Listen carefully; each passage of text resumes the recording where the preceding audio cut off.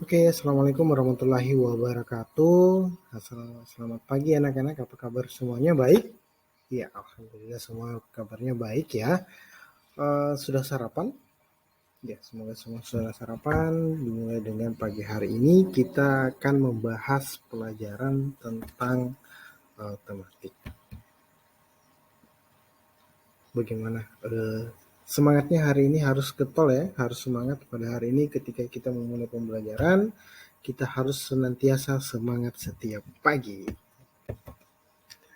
Oke, sebelum kita memulai pembelajaran, Bapak minta untuk anak-anakku semua untuk memastikan bahwa di mejanya kalian itu sudah ada alat tulis dengan buku paketnya kalian.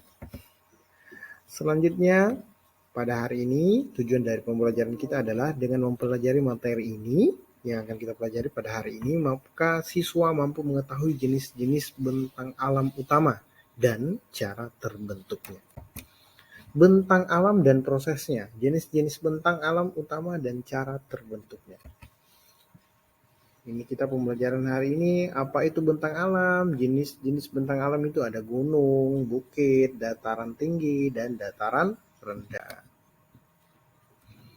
Oke, sebelum kita masuk ke materi, saat dalam perjalanan menuju desa, saat kalian datang ke sekolah lah, kalian ketika dari arah Balibur sana, kalian akan melihat sebuah bukit. Itu adalah melihat formasi tinggi curam yang mengelilingi landscape itu. Dia juga melihat sebuah bentuk mendarat di atasnya. Apa saja bentang alam di sana dan bagaimana terbentuk. Oke, sekarang kita melihat apa sih itu bentang alam. Bentang alam itu adalah fitur alami pada permukaan bumi dan merupakan bagian dari medan sekitarnya.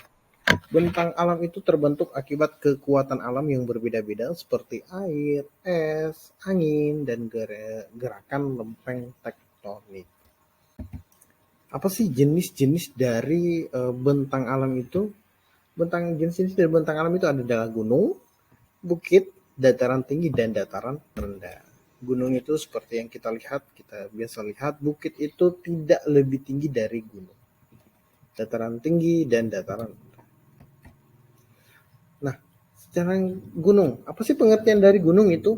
Gunung adalah bentang alam yang muncul setidaknya 300 meter lebih tinggi dari medan sekitarnya. Gunung dapat terbentuk melalui tumbukan langsung antara lempeng-lempeng tektonik dan juga letusan material leleh dari perut bumi. Nah, selanjutnya, apa sih?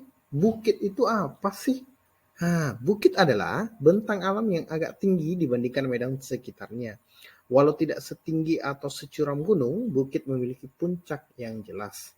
Bukit terbentuk melalui ada dua cara ya. Yang pertama gerakan konstan baru di bawah bumi atau patahan-patahan bumi. Yang kedua adalah tanah, batu, dan sedimen yang tergerus atau terkena erosi, adik-adik ya. Oke, nah selanjutnya dataran tinggi. Apa sih itu dataran tinggi? Dataran tinggi adalah dataran bentang alam terangkat yang lebih tinggi dibandingkan medan sekitarnya. Ini mirip-mirip dengan gunung ya, tetapi perbedaannya cukup signifikan. Dataran tinggi dapat terbentuk oleh gerakan ke atas dari kerak bumi. Jadi gerakannya untuk membuat dataran tinggi itu naik ke atas bumi. Untuk membentuk sebuah dataran tinggi. Terus yang kedua, ledakan vulkanis kecil. Sekarang setelah dataran tinggi, setelah gunung, bukit, dataran tinggi, dan yang keempat adalah dataran rendah. Dataran rendah adalah bentang alam lebar yang relatif datar. Beberapa proses yang membentuk dataran rendah adalah erosi batu, tanah, dan sedimen melalui gerakan es dan air. Kemudian yang kedua adalah aktivitas vulkanis saat lava mengalir di sebuah wilayah. Nah, dari pembelajaran kita, anak-anak sekalian, apa sih kesimpulan yang dapat kita tarik dari materi yang telah kita pelajari? Nah, kesimpulannya adalah bentang alam adalah fitur alami pada permukaan bumi dan merupakan bagian dari medan sekitarnya. Jenis-jenis utama bentang alam itu ada 4, sesuai yang telah Bapak jelaskan tadi. Yang pertama adalah gunung, yang kedua adalah bukit, yang ketiga adalah dataran tinggi, dan yang keempat adalah dataran rendah. Terus, what the next? Apa sih selanjutnya?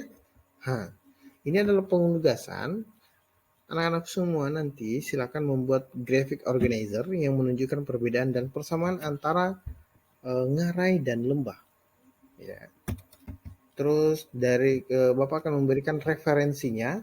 Itu dapat diakses melalui http://geographic.org/encyclopedia and landform.